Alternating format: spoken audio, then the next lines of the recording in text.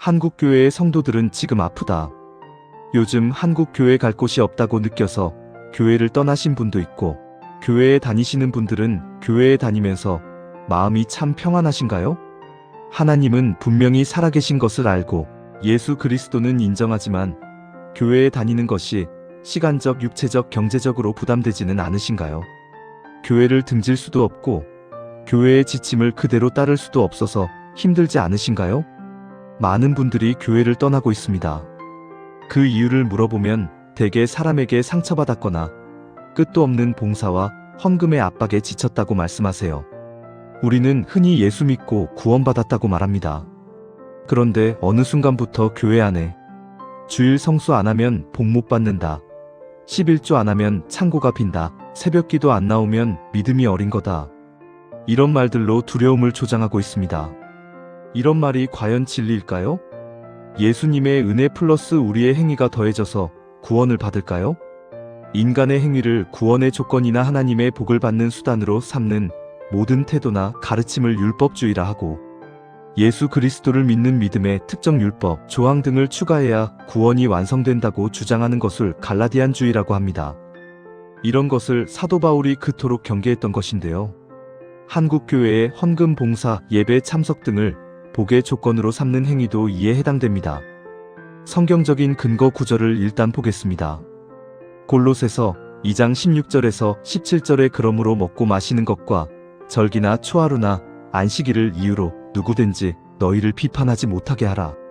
이것들은 장래일의 그림자이나 몸은 그리스도의 것이니라. 갈라디아서 4장 10절에서 11절에 너희가 날과 달과 절기와 해를 삼가 지키니 내가 너희를 위하여 수고한 것이 헛될까 두려워하노라.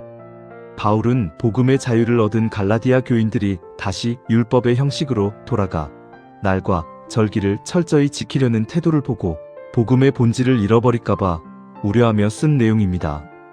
히브리서 7장 18절의 전 계명은 연약하여 무익함으로 패하고 이런 말씀도 있지요.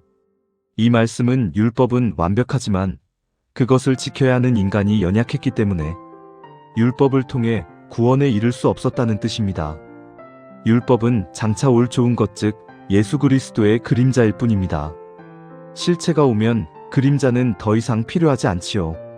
마치 집을 지을 때 콘크리트가 굳기 전까지 거푸집은 절대적으로 필요합니다. 하지만 건물이 완성되고 나면 거푸집을 떼어내야 사람이 살 수 있는 것처럼요. 예수님이 우리의 영원한 대제사장이 되셔서 단번에 영원한 제사를 드리셨기 때문입니다. 율법이 사라진 자리에 아무것도 없는 것이 아니라 예수님을 통한 사랑의 법과 성령의 법이 들어선 것입니다. 또 마태복음 5장 17절의 말씀을 보면 내가 율법이나 선지자를 폐하러 온 줄로 생각하지 마라. 폐하러 온 것이 아니요 완전하게 하려 함이라 하는 말씀이 있어서 말씀이 충돌되는 것처럼 보일 수 있습니다. 하지만 이것은 인간은 결코 지킬 수 없었던 율법의 모든 요구를 예수님이 완벽하게 행하셨으며 율법을 어긴 대가인 사망을 대신 십자가에서 치르셨음을 의미하며 하나님 사랑과 이웃사랑인 율법의 정신을 삶으로 직접 보여주신 것입니다. 그럼 왜 하나님은 우리에게 율법을 주셨던 걸까요? 율법이라는 건 원래 우리가 얼마나 연약한 죄인인지 깨닫고 하나님의 은혜가 없으면 안 된다는 걸 알게 하려고 주신 것인데요.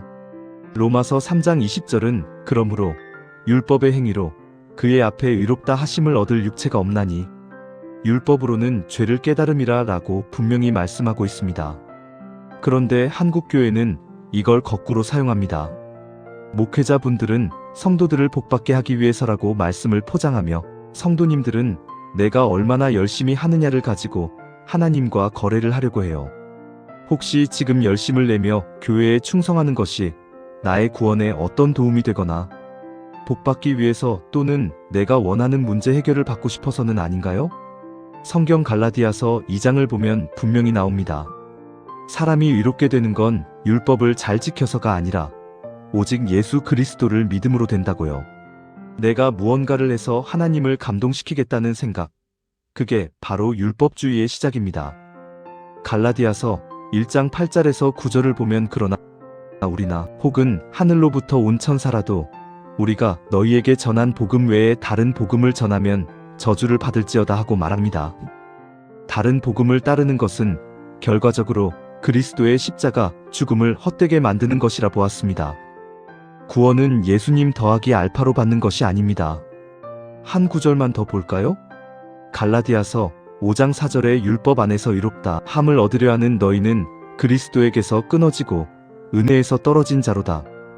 바울은 복음의 변질을 단순한 의견 차이가 아니라 영적인 생사가 걸린 문제로 보았기 때문에 저주라는 표현까지 써가며 경계했던 것입니다. 그러므로 헌금이나 11조를 구원의 의무사항이나 조건으로 붙이는 것은 안 됩니다. 그럼 안전하게 예수도 믿고 11조도 하자. 예수는 구원, 11조는 복을 받거나 재정의 보호 조건으로? 혹시 생각하신다면 이것도 아닙니다. 11조를 다시 요구하는 구조는 예수 그리스도의 단번의 완성을 전제로 하지 않기 때문에 결과적으로 그리스도의 충분성을 부인하고 다 이루었다 하신 말씀을 온전히 믿지 못하는 것과 같습니다. 하나님은 우리의 어떠함을 보고 사랑하시는 게 아니라 당신의 자녀이기 때문에 사랑하시는 건데 말이죠. 무조건 순종하라는 말이 가진 위험성. 한국 교회에서 가장 조심스러운 단어가 바로 순종일 겁니다. 특히 목회자의 말에 토를 달지 않는 것이 믿음 좋은 것으로 통하곤 하죠. 주의 종을 대적하면 안 된다는 말 한 번쯤 들어보셨을 거예요. 무조건 목회자의 말에 무조건 아멘하며 순종하는 것이 곧 하나님에게 순종하는 것일까요? 하지만 성경 속 베레아 사람들을 보세요.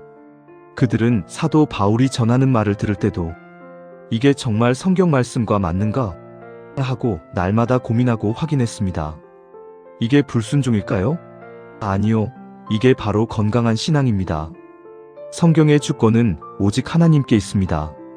목회자도 성도도 모두 말씀 아래 있는 죄인일 뿐입니다. 그런데 어느 순간 목회자의 말이 성경보다 앞서고 성경적 근거도 없는 요구에 아멘으로 화답하는 것이 미덕이 되어버렸어요. 분별력 없는 순종은 신앙이 아니라 맹신입니다. 하나님은 우리에게 생각할 줄 아는 지성을 주셨고 말씀을 직접 읽고 깨달을 수 있는 은혜를 주셨습니다. 참된 자유는 억지로 하는 종이 아니라 사랑받는 자녀로서의 삶입니다. 그렇다면 우리는 이제 아무것도 안 해도 되는 걸까요? 율법에서 자유하니까 내 마음대로 살겠다는 뜻일까요? 결코 그렇지 않습니다. 진짜 복음을 깨달은 사람은 무서워서 하는 게 아니라 감사해서 하게 됩니다. 나 같은 죄인을 살리신 그 사랑이 너무 커서 누가 시키지 않아도 예배의 자리에 가고 싶고 내 소중한 것을 나누고 싶어지는 거죠. 억지로 멍에를 메고 가는 종의 걸음이 아니라 아버지의 손을 잡고 걷는 자녀의 가벼운 발걸음입니다. 갈라디아서 5장 1절은 이렇게 말합니다. 그리스도께서 우리를 자유롭게 하려고 자유를 주셨으니 다시는 종의 멍에를 매지 말라. 이때 예수님께서는 그 당시 율법의 짐을 지고 본질이 아닌 율법의 멍에를 지고 있던 사람들을 향해 말씀하셨던 것입니다.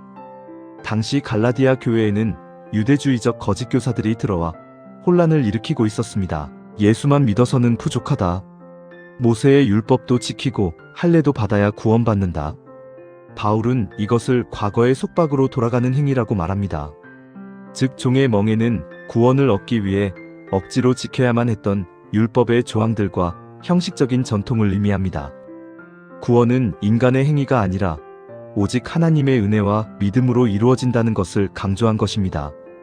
이사야 64장 6절을 보면 무릇 우리는 다 부정한 자 같아서 우리의 의는 다 더러운 옷 같으며 라고 되어 있습니다. 이 말씀은 선지자 이사야가 하나님 앞에서 이스라엘 백성들의 죄를 자복하며 드린 기도 중 일부입니다. 여기서 더러운 옷으로 번역된 히브리어는 단순히 먼지가 묻은 옷이 아니라 도저히 빨아서 쓸 수 없는 오염된 천을 의미합니다. 인간이 나름대로 착하게 살고 의를 행하고 노력한다고 해도 거룩하신 하나님 앞에서는 그 모든 노력이 불완전하고 오염되어 보일 뿐이라는 고백입니다. 혹시 나는 이만큼 봉사했고 헌신했고 헌금했으니 구원받을 자격이 있어라고 생각한다면 죄송하지만 착각입니다. 우리는 오직 예수 그리스도로 옷 입은 경우에만 구원받는 것이며 하나님께서도 우리를 예수 그리스도를 통해서 보실 때 기뻐하십니다. 예수를 주라 칭하는 자들에게는 이제 모든 날의 주인이 예수님이시며 삶에서 예수 그리스도와의 동행이 더 중요합니다. 주일은 예수님이 부활하신 주의 날을 기쁨으로 기념하는 날이기에 공동체가 함께하기로 한 약속의 날에 모여 예배드리는 것도 소중합니다. 그러나 안식일의 정신은 계승하되 특정한 날이나 절기를 지키는 행위 자체가 아니라 그날의 주인이신 예수님과의 관계가 삶 전체에서 드려지는 게 중요합니다. 자녀를 위해 계란 후라이 하나를 부치더라도 하나님 앞에서 예배하는 마음으로 주님을 섬기는 마음으로 하면 그것이 삶에서의 예배이며 그리스도와의 동행 아닐까요? 여러분, 이제 교회에서 남의 눈을 의식하며 쌓아올린 가짜 경건의 짐을 내려놓으셨으면 좋겠습니다. 다시 본질로 돌아가야 합니다. 오늘 이야기가 조금 무겁게 들리셨을 수도 있습니다. 하지만 한국교회를 더 건강한 공동체를 만들기 위해서는 반드시 짚고 넘어가야 할 문제입니다. 하나님은 여러분에게 더 열심히 해라, 더 바쳐라라고 채찍질하시는 분이 아닙니다. 오히려 수고하고 무거운 짐진 자들아, 다 내게로 오라, 내가 너희를 쉬게 하리라라고 말씀하시는 분이죠. 이 우리의 구원은 우리의 열심에 달린 것이 아니라 하나님의 변치 않는 열심에 달려 있습니다. 이 사실 하나만 확실히 붙잡아도 우리의 신앙생활은 훨씬 더 행복해질 겁니다. 사람의 말에 휘둘리지 마시고 오직 기록된 성경 말씀 안에서 참된 평안을 누리시길 바랍니다.